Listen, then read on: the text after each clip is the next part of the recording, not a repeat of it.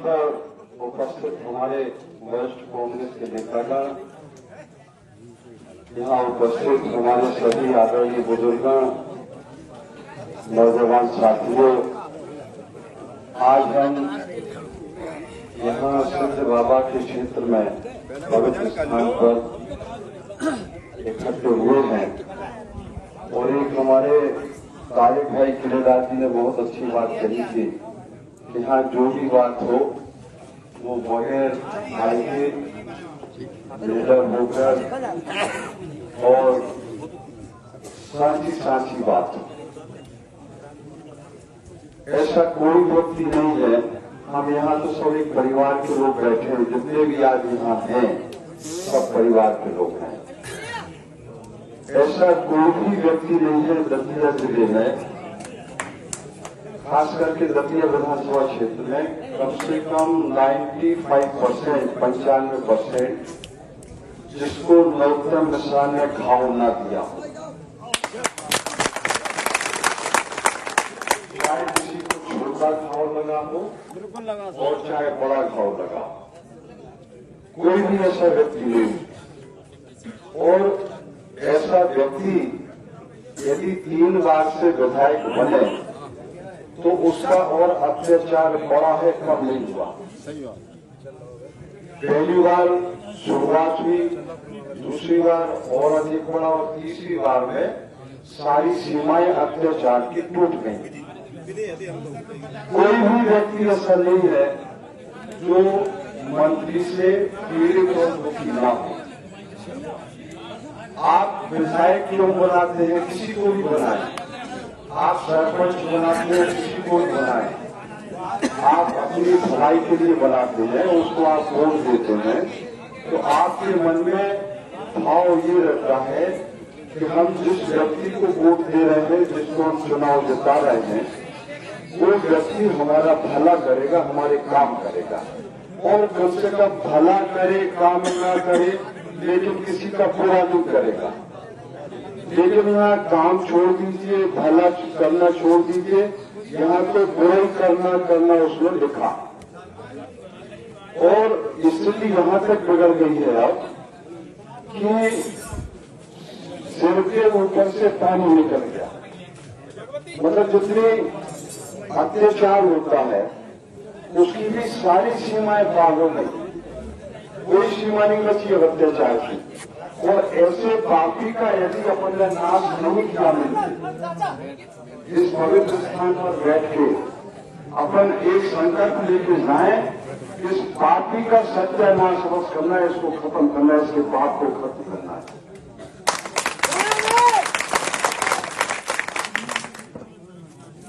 यहाँ हम सब आए हुए हैं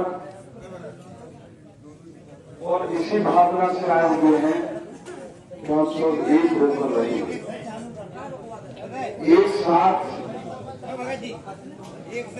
हम इसके पाप को इसको खत्म करेंगे। रावण के पास सेना बहुत थी, बाहुबल बहुत था, सब कुछ था उसके पास, धन बहुत था, सब कुछ था। भगवान राम के पास वानर सेना थी, लेकिन भगवान राम ने युद्ध लड़ा और रावण की सेना को परास्त किया। आज आप भी भगवान राम की शपथ में, तो उसी तरह से हमको इस रावण का वध करना है।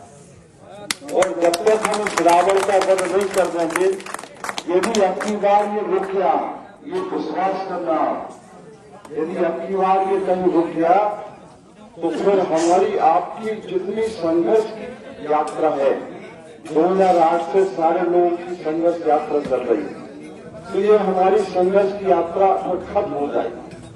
फिर सारे लोग गुलाम बन के जिंदगी काटेंगे। अभी तो कुछ ही लोग गुलाम बने, लेकिन फिर तो सब दतिया का अंत ही हो जाएगा।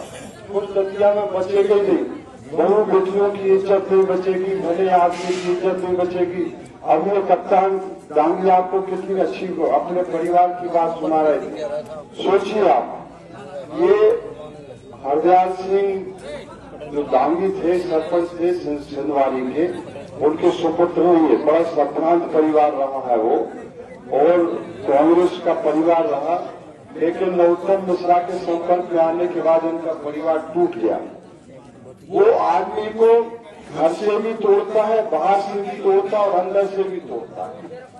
उसकी तो यदि बस चले तो पति पत्नी का झगड़ा करवा देता है। पत्नी के झगड़े में वो ये सोचता है कि पंचायत करने हम बैठे, पति पत्नी का झगड़ा हो जाए तो पंचायत करने को हम बैठे, और पत्नी का पक्ष लेगा, पति का पक्ष नहीं देगा वो, क्योंकि वो उसी मिजाज का आदमी है ना। जिस मिजाज का आदमी है उसी मिजाज का आदमी काम करता है।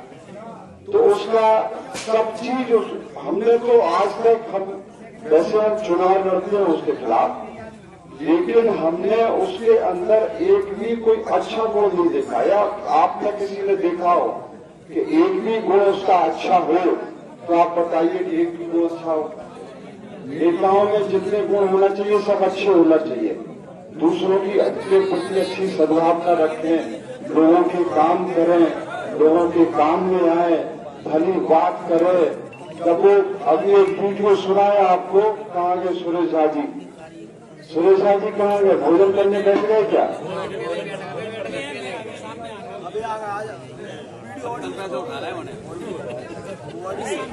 बापू जी आपका भाषण रह गया है, अभी आपका भाषण रह गया है। अभी आप लोग एक वीडियो सुनवा, तो आप वीडियो सुन के खुद सोचेंगे कि ये मंत्री की भाषा है। एक जो दतिया के लोगों ने, जनता ने उसको चुना है, और इस तरह की भाषा वो बोल रहा है, तो ये सारी समझने की बात है कि हमको, आपको, सबको संगठित होके इस बार इसको हर हालत में भगाना ही है, और पूरी ताकत के साथ। देखिए उसमें कोई ताकत नहीं है, डरपोक आदमी होता है जो दमन करता है, अत्याचार करता है, वो सबसे कमजोर आदमी होता है। जो अत्याचार सहता है वो ज्यादा मजबूत होता है, क्योंकि उसको अत्याचार सहने की ताकत उसमें है, उसमें हिम्मत है। उसको चाहे भगवान ने वो शक्ति दी हो, तो अत्याचार करने वाला कमजोर होता है। नरोत्तम मिश्रा सबसे कमजोर आदमी है, डरपोक आदमी है। आपने उसको देखा होगा, इसलिए कभी वो पुलिस के बगैर कहीं जाता नहीं है। वो जाता है कहीं? आपने देखा पुलिस के बगैर कहीं जाता है? वो नहीं जाता है, क्योंकि उसके मन में डर रहता है कि कोई हमको कुछ कर ना दे। अरे जिसके मन में ऐसे डर है, जिस जनता ने आपको चुना है, उस जनता के बीच में जाने से आप डरते हैं, तो फिर आप जनता पर भरोसा आपका नहीं है, जनता पर विश्वास नहीं कर रहे आप, आपको डर लगा रहता है। क्यों? क्योंकि आपके अंदर बहुत सारे अवगुण हैं। उन अवगुणों के कारण, उन ऐबों के कारण आपको हमेशा डर लगा रहता है कि कोई हमारे साथ कुछ कर ना दे। तो ये आपको सोचना है कि इस बार हर हालत में मंत्री जी को भगाएं, और आचार संहिता लगने वाली है। 7-8 तारीख, आज 30 तारीख हो गई है, 8 तारीख तक आचार संहिता लग जाएगी। तो हमारे जितने यहाँ बुजुर्ग नौजवान साथी यहाँ खड़े हैं, बुजुर्ग बैठे हैं, हमारे कांग्रेस के वरिष्ठ नेतागण बैठे हैं, किसी को ना पहले कोई डरा है। यदि देखो डर का कोई नहीं है, कोई नहीं डरता, और ना कोई डर रहा है। अब तो वो डर रहा है उल्टा, अब वो डरेगा, क्योंकि अब उसकी आम जनता के बीच में उसको जाना है भीख मांगने के लिए, वोट मांगने के लिए। तो वोट डरेगा, आपको डरने की या किसी को डरने की जरूरत नहीं है। और आचार संहिता में आप ये विश्वास करिए कि ना तो हम किसी थानेदार को रहने देंगे, ना कोई सिपाही रह पाएगा, और ना कोई अधिकारी कर्मचारी रह पाएगा जो उनके काम करता है। उसको डरना दिया, उनके मन में भय बैठा लीजिए। उनके मन में जब तक आप भय नहीं बैठा लेंगे तब तक वो घर नहीं बैठेंगे। तो जिस तरह से वो अपन को डरवाते हैं, अपन को डरने की जरूरत नहीं है, क्योंकि आपको इसलिए नहीं डरना है कि हम लोग सब आपके साथ हैं। हम भी तो आपके साथ में हैं। आपका जो, हमारा जो, सब जितने लोग यहाँ खड़े हैं सबका लोग एक ही है। और दुख का कारण भी होती है। दुख का, सबके दुख का, कष्ट का, तकलीफ का कारण भी एक है गृह मंत्री। यदि वो यहाँ से भाग गया तो न केवल हम और आप सुखी होंगे बल्कि पूरे अपने जिले की जनता सुखी हो जाएगी। सारे लोगों के कष्ट, क्योंकि परेशानियां जो होती हैं वो परेशानियां एक तो आदमी की स्वयं की होती हैं, जो कभी कभी प्रकृति देती है, परिवार की तरफ से कभी परेशानी होती है, खेती की तरफ से हो जाए ये परेशानी होती है, और दूसरी परेशानी आदमी के पैदा किए हुए की होती है। तो आज जो परेशानी है सबसे ज्यादा वो गृह मंत्री के द्वारा पैदा की गई परेशानी ज्यादा है। तो इन परेशानियों से सबको छुटकारा मिलेगा यदि हमने सबने मिलकर इसको खदेड़ के भगा दिया। और अभी उनकी दो सूची आगे रामकुमार मोदिया ने आज हमसे बहुत अच्छी बात कही थी। कहाँ गया रामकुमार? अच्छा, सब खाना पे बैठ गए थे।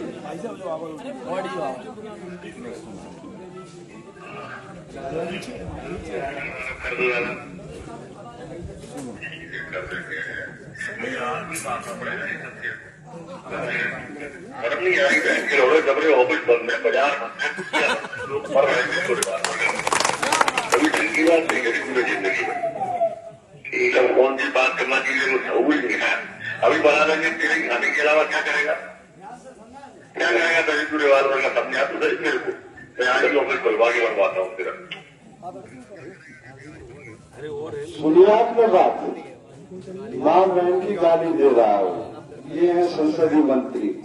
संसदीय विभाग के गृह मंत्री के साथ साथ इनके पास संसदीय विभाग भी है। संसदीय मतलब आचरण और व्यवहार किस तरह से किया जाता है, वो गाली देके अपने एक व्यक्ति से बात कर रहे हैं। तो अभी 2 लिस्टें इनकी निकल गई है बीजेपी की। महत्वपूर्ण इनके नेता, अभी आप खुद अंदाज लगा लीजिए कि भारतीय जनता पार्टी इस समय मध्य प्रदेश में कितनी कमजोर है। इनको प्रत्याशी नहीं मिल रहे, इसीलिए इनको बेबस होकर 3 तो कैबिनेट जो केंद्र में मंत्री हैं, 3 तो कैबिनेट मंत्री चुनाव लड़ा रहे विधानसभा के। 4 सांसद हैं जिनको ये विधानसभा का चुनाव लड़ा रहे, और एक इनके राष्ट्रीय महामंत्री हैं कैलाश विजयवर्गीय। अब इनके पास प्रत्याशी मिल नहीं रहे, तो ये इन लोगों को, बड़े नेताओं को चुनाव लड़ा रहे। इससे आप इनकी कमजोरी समझ लीजिए कि भारतीय जनता पार्टी कितनी कमजोर है इस समय। और 2 लिस्टों में श्रीमान जी का नाम ही नहीं है। कहाँ इनका नाम है? अभी ये तो कहते हैं कि बहुत बड़े नेता है, बहुत बड़े नेता होते ये तो इनका नाम 2 लिस्टों में आ गया होता। तो एक हो सकता है कि उनको टिकट ही ना मिले इस बार। तो उसका सबसे बड़ा कारण ये है कि एक तो इनका सर्वे रिपोर्ट अच्छा नहीं गया, और दूसरा सुप्रीम कोर्ट में जो केस लगा हुआ है, फेक न्यूज केस जो हमने लगाया है, उसकी सुनवाई भी 11 अक्टूबर को होना है। और सिद्ध बाबा की कृपा से हो सकता है कि उसी केस में ये निपट जाए।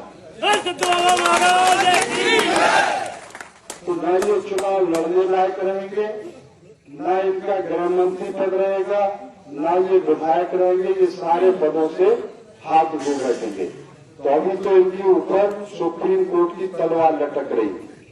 तो इसलिए आप सबसे भी हमारी यही प्रार्थना है कि आप सब पूरे संगठित होकर और पूरी ताकत से, पूरी हिम्मत से, जिस तरह से, और हम ये मानते हैं कि जितने यहाँ लोग बैठे हैं वो किसी भी स्थिति में कमजोर नहीं है।